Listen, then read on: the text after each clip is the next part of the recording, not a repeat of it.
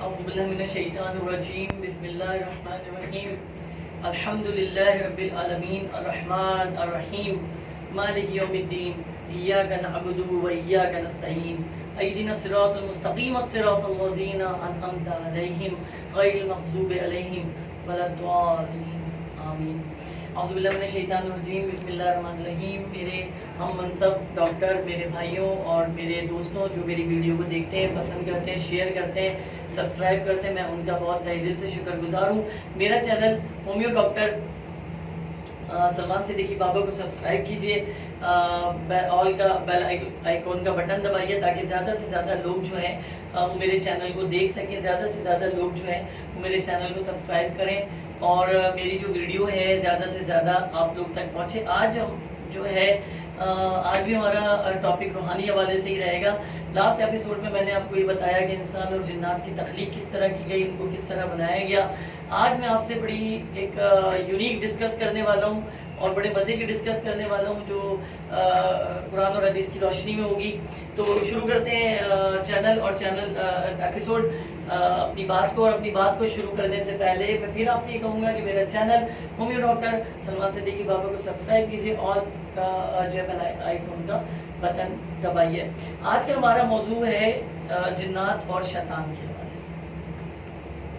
شیطان پہ ہم نے لاسٹ ٹائم بھی کچھ ایپیسوڈ پہلے میں نے ڈسکس کیا تھا، لیکن آج ہمارا بالکل ڈفرینٹ ہے کہ کیا جن اور شیطان ہماری طرح ہی کھانا کھاتے ہیں؟ کیا جن اور شیطان ہماری طرح ہی دسترخوان بچھا کر رکھتے ہیں؟ کیا جن اور شیطان بالکل اسی طرح سے کھانا پکاتے ہیں جس طرح ہمارے گھروں میں کھانا پکتا ہے؟ دیکھیں، پہلی چیز تو یہ ہے کہ نبی مجتبیٰ صلی اللہ علیہ وآلہ وسلم کے پاس ایک جن کی جماعت آئی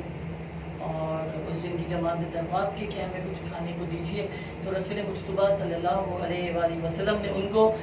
بچا کچا گھر کا کھانا اور ان کو ہڈیاں دی ہیں اور فرمایا کہ جنات کی غذا تمہارے گھر کا بچا ہوا کھانا اور ہڈیوں کا گودا ہے۔ تو یہ ان کو غذا دی گئی۔ جو ہے حضرت جعفر صادق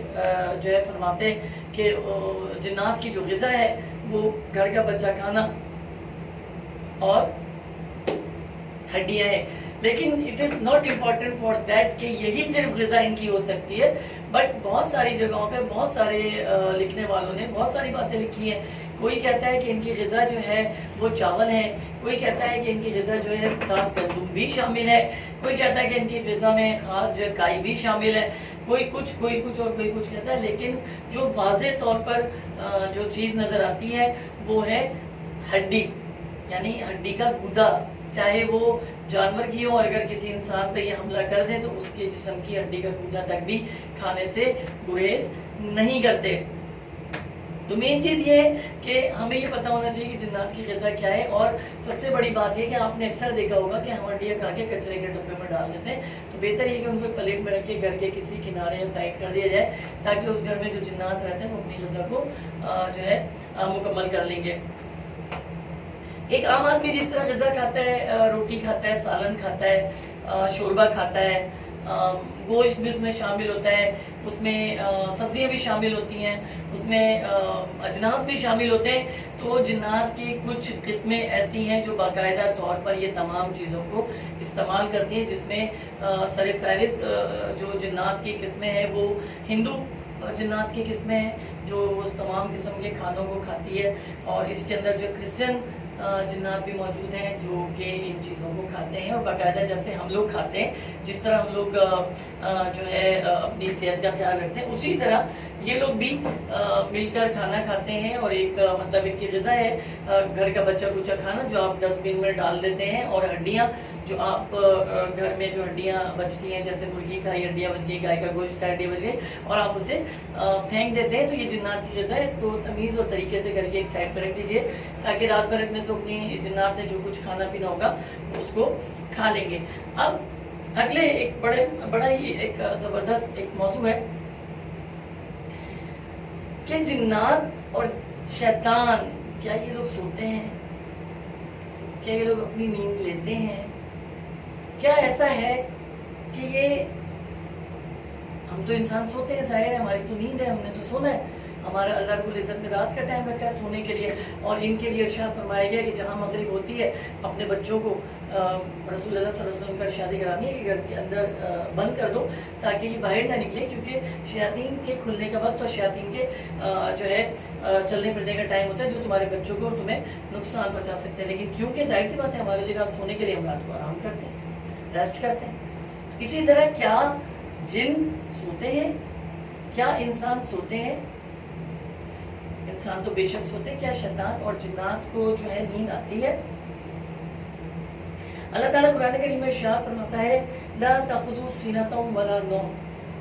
کہ وہ اللہ ہی ہے، مفہوم ہے اس آیت کا کہ وہ اللہ ہی ہے، نہ جسے اونگ آتی ہے نہ جسے نیند آتی ہے۔ آپ یقین کر لیجئے کہ اس کے علاوہ چاہے وہ فرشتے ہوں، چاہے وہ شیطان ہو، چاہے وہ جن ہو، چاہے وہ انسان ہو، وہ سوتے ہیں اپنے اپنے ٹائم پر، اپنے اپنے اوقات میں، اپنے اپنے طریقے سے۔ ہماری شرع میں رسول مجتبیٰ صلی اللہ علیہ وسلم نے سونے کے یعنی نیند کے 4 طریقے واضح کیے، جس میں پہلا طریقہ انبیاءوں کا طریقہ ہے جو کمر یعنی کہ کمر کے بل سوتے، جسے پشت کے بل جو ہے سونا کہتے ہیں، اور فرمایا کہ مومنین کی جو نیند ہے یعنی مسلمانوں کی جو نیند ہے وہ داہنی کروٹ ہے، جو اپنی داہنی کروٹ پر سوتے ہیں۔ فرمایا جو کافرین کی نیند ہے، جو کافروں کی نیند ہے، جس طرح کافر سوتے ہیں وہ الٹے کروٹ ہو کر سوتے ہیں جو کافر سوتے ہیں۔ فرمایا شیطان